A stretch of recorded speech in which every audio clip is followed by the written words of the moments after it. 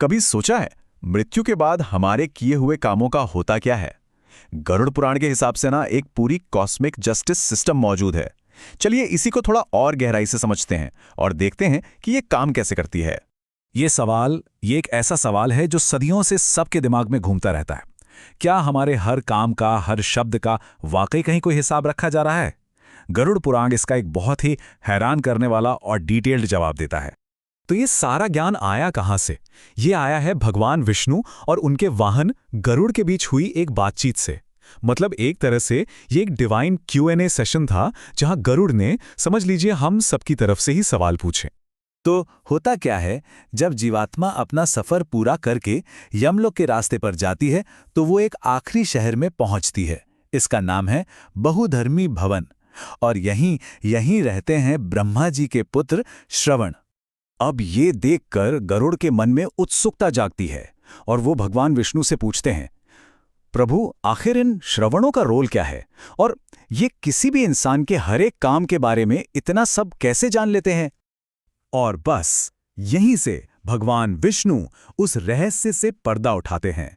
वो बताते हैं उन अदृश्य विटनेस के बारे में जो हमारे हर कर्म पर नजर रखते हैं। जरा सोचिए, हर पल, हर क्षण। तो आखिर ये श्रवण है कौन? ये है भगवान ब्रह्मा के पुत्र, जिनको सेलेस्टियल विटनेस के तौर पर अपॉइंट किया गया है। और उनका काम सिर्फ एक है, हर जीव के हर विचार, हर शब्द और हर कर्म को देखना, उसे याद रखना और फिर उसकी रिपोर्ट आगे देना। अब जो सबसे इंटरेस्टिंग बात है वो है इनकी शक्तियां। सोचकर देखिए, ये दूर से ही सब कुछ सुन सकते हैं, सब कुछ देख सकते हैं। स्वर्ग हो, पृथ्वी हो या पाताल, तीनों लोकों में कुछ भी इनकी नजरों से छिपा नहीं है। सारी की सारी इंफॉर्मेशन जाती है चित्रगुप्त और धर्मराज को। और यही नहीं, इनकी पत्नियां, जिनको श्रवणी कहते हैं, उनके पास भी बिल्कुल यही पावर्स होती हैं। और सबसे कमाल की बात, जो लोग श्रद्धा से इनकी पूजा करते हैं ना, उन्हें ये एक शांतिपूर्ण मृत्यु का वरदान भी दे सकते हैं। लेकिन इतने शक्तिशाली जीवों का जन्म आखिर हुआ कैसे? चलिए अब देखते हैं कि भगवान विष्णु इनके ओरिजिन की कहानी कैसे सुनाते हैं। तो कहानी शुरू होती है उस समय से जब प्रलय के बाद पूरा ब्रह्मांड एक हो गया था। जब भगवान ब्रह्मा ने फिर से सृष्टि बनाने के लिए ध्यान लगाया, तब उन्हें रियलाइज हुआ कि ऑर्डर बनाए रखने के लिए ऐसे लोगों की जरूरत पड़ेगी जिनको दुनिया की समझ हो। और बस उनके उसी गहरे ध्यान से जन्म हुआ अत्यंत तेजस्वी और बड़ी बड़ी आंखों वाले श्रवणों का। अच्छा, तो अब जब श्रवणों ने सारी इंफॉर्मेशन इकट्ठी कर ली तो उसका होता क्या है? बस यहीं से शुरू होता है पाप और पुण्य का फाइनल हिसाब किताब। जब आत्मा को न्याय के लिए यमराज के सामने लाया जाता है, तब जो डिवाइन अकाउंटेंट हैं चित्रगुप्त, वो श्रवणों से उस आत्मा के जीवन की पूरी रिपोर्ट मांगते हैं। श्रवणों से मिली इंफॉर्मेशन के बेस पे चित्रगुप्त कर्मों का एक पूरा डिटेल्ड रिकॉर्ड तैयार करते हैं। वो धर्म, अर्थ, काम और मोक्ष, इन सभी एस्पेक्ट्स पर किए गए कामों को इवैल्यूएट करते हैं और फिर ये फाइनल रिपोर्ट पेश की जाती है अल्टीमेट जज यानी धर्मराज के सामने।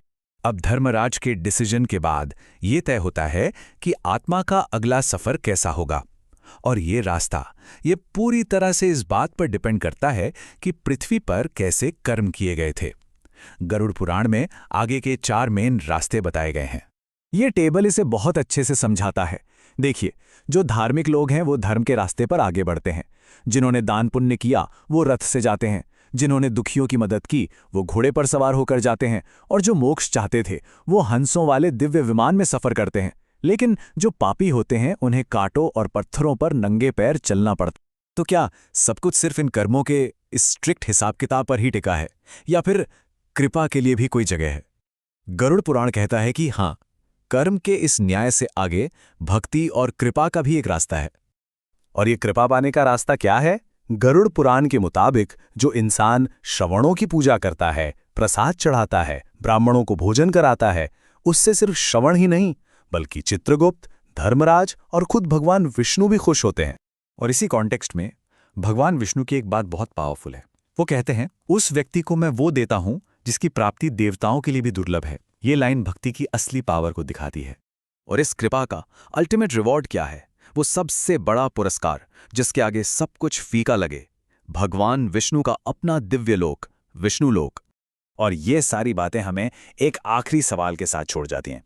अगर ये मान लिया जाए कि हमारे हर कर्म को, हर शब्द को कोई देख और सुन रहा है, तो ये जानकारी किसी के जीने का तरीका कैसे बदल सकती है?